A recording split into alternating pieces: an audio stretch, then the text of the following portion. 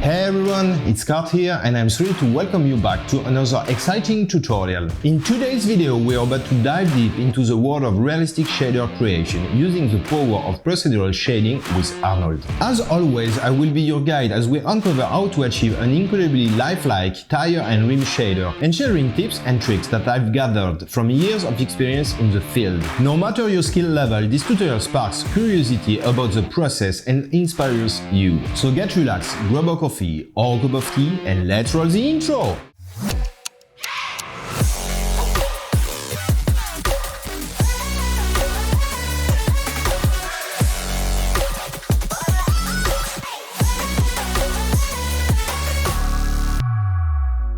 So guys, the first thing we need to make this rim and tire shader is of course a well-made wheel.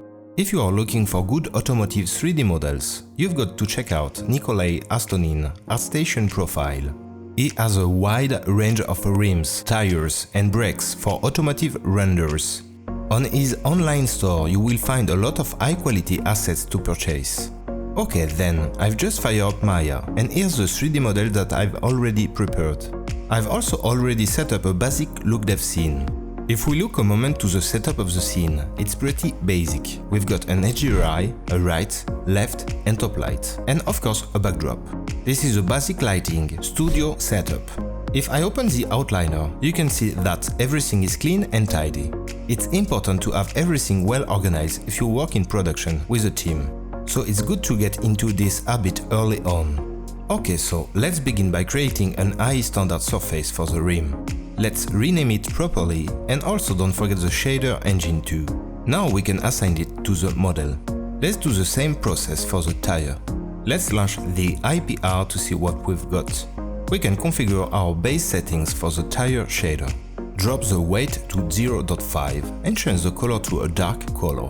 Increase the specular roughness weight to 0.8. And let's change the IR to something like 1.55. Sweet. Now let's do the base shader for the rim. Increase the metalness to 1. Change the base color to a mid-gray value. And the base color weight to 0.7. Increase the roughness to 0.45. Let's lower it a bit. Sweet. Now let's add the coat. Weight to 1.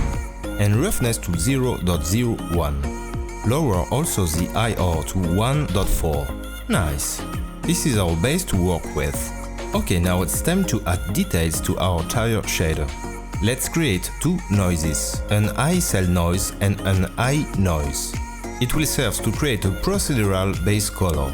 Let's also create an high layer RGBA and connect all the nodes like this. Let's solo the high cell noise and tweak its parameters. Change the type of noise to Worley 2. Increase the octaves to 5. Lacunarity to 2.586 and increase the scale to 2. Change the color to a dark gray. Nice. Rename the node as noise high frequency. Now let's do the same process for our other noise node. It will be our low frequency noise. Octaves to 8. Distortion to 2.5 and scale to 4.0. Nice. Drop the color 2 to a gray value.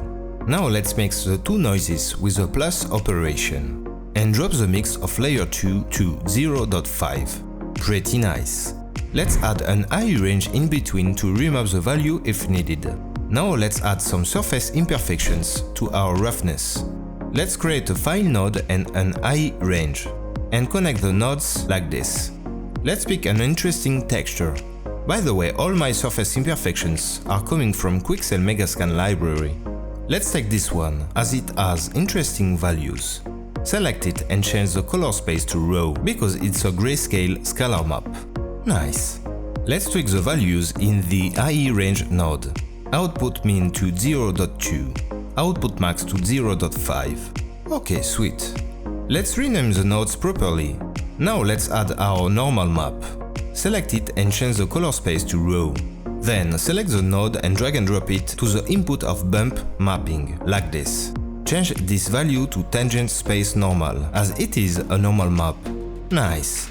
As we want to apply this normal map only for the sidewall of the tire, let's duplicate the shader and plug the normal map only on the sidewall tire shader. Then replug the other outputs accordingly and apply the iTire sidewall shader to the sidewall. Here we go. Hey you, I know you are watching my video and I know you are not subscribed yet. It's literally so easy, just go down there and boom, press subscribe. So like this video, comment and hit the subscribe button. Now back to the sweet shader. Now let's add some subtle dirt. To do so, create another iStandard surface shader. Rename it properly. Change the color to a dark value and the roughness to 0.8 and the IR to 1.3. Then create an IE mix shader and plug it like this. iTire sidewall to shader 1 input and iDirt to shader 2 input. Now to create something interesting to drive the mix, let's create an IE ambient occlusion and an IE range to remap everything later on. Connect the out color of the IE ambient occlusion to the input of the IE range and the out color R of the IE range to the mix of the IE mix shader. Rename the nodes properly.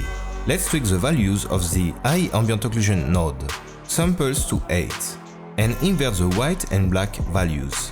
Let's also change the spread value to 0.5. Nice. Now let's add a texture to drive the spread value. So create a file node again and an IE range node. Connect everything like this. Alright. Let's choose an interesting texture. Let's pick this one and change the color space to raw. Let's add an IE triplanar node to scale the texture. Change the scale to 0.01. Now let's tweak the IE range values. Output max to 0.5. Contrast to 1.3. Really nice. Let's duplicate the mix node for the tire shader and replug the nodes like this. Let's rename the nodes to keep it organized. Some subtle details as we like it. Now it's time for our rim to shine and have details. Let's create a file node, an IE triplanar node and an IE range node. Let's connect everything together and plug the out color R to the specular roughness. Let's pick this grunge texture. Change the color space to raw. Let's change the scale in the IE triplanar to 0.02. Nice.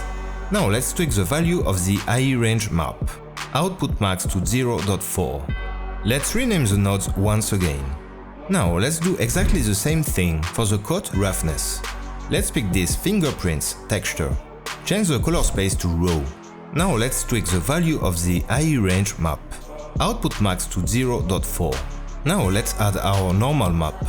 Select it and change the color space to raw. Then select the node and drag and drop it to the input of the bump mapping like this. Change the bump depth value to 0.1. Nice. Let's duplicate the shader for the cap.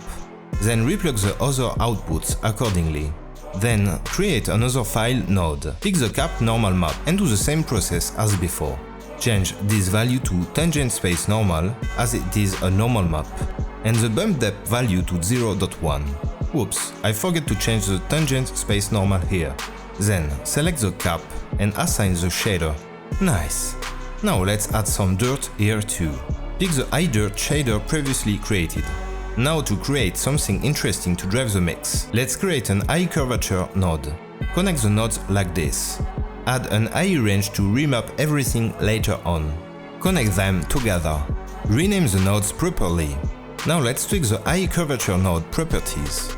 Samples to 8 and radius to 0.5. Reduce your spread to 0.9. Let's lower again the radius to 0.2. On the IE range node, decrease the output max to 0.5 and increase the output min to 0.1. Nice. Now let's add a texture to drive the radius value. So create a file node again and an IE range node. Connect everything like this. Let's choose an interesting texture. Let's pick this one and change the color space to raw. Let's change the scalar value in the place 2D texture to 2.0.